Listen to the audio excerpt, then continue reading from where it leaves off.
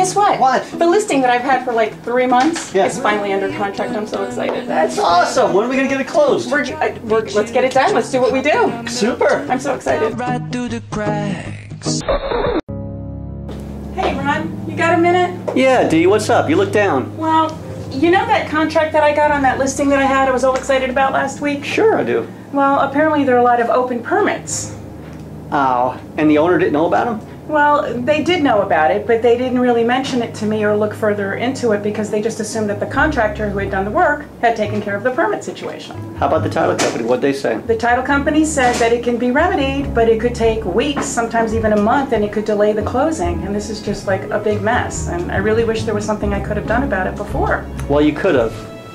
And Howard and I are going to discuss this issue on this edition of Contract Talk on what you should do when you take a new listing.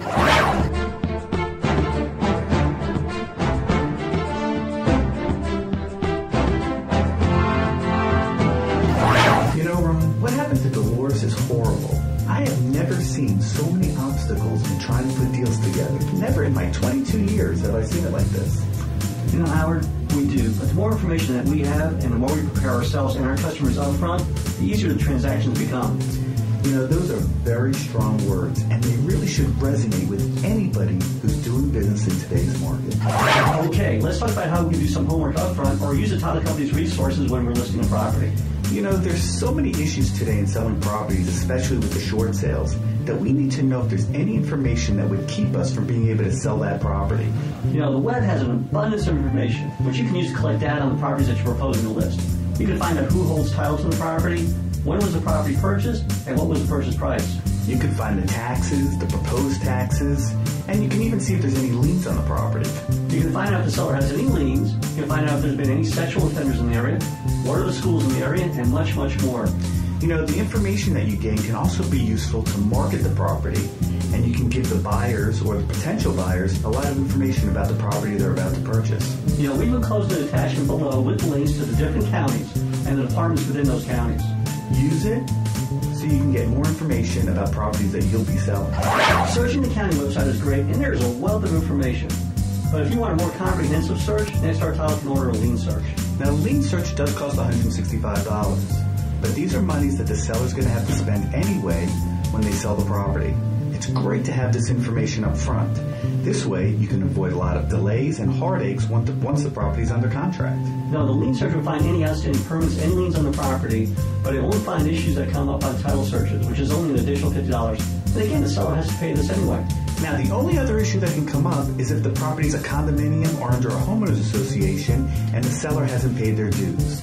They can get an accounting of these records, probably won't cost them a nickel, and this way you have all the information in the world right up front to make sure your transaction goes through smoothly. That's a good idea. Okay, to sum this all up, I think we can all agree that gaining as much information as possible about the listing up front can save a lot of time and energy, especially when we find a buyer down the road.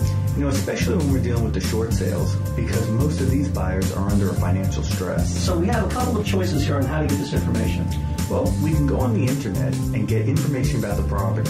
We can get information about the liens, outstanding permits. We can even find out information about the neighborhoods, the schools, the local government. And all of this information is absolutely free. Or we can take the next step and use the resources we currently have, order a lien search, a title search, and have the owner get the estoppel information. That's, of course, if they're part of an association. This gives us an official clearance, and it's money that the seller would have had to spend anyway. You know, we can also do both. It's great to get the official information and the other information about the house or the condominium that can help us sell it even faster. Now, as we stress in these editions of Contract Talk, information is king. And the more information you have, the more opportunities you're going to have. This is so true, and I'd like to get your take on these issues. You know, we're always trying to find a way to make business easier for all of us. You know, well said. What I'd like you to do is go ahead and download the attachment down below, and we also want you to comment down below. We'd love to hear your voice. This is your friendly broker, Ron Chica. And your mortgage guru, Howard Vernick, thanking you for joining us in this edition of Contract Talk.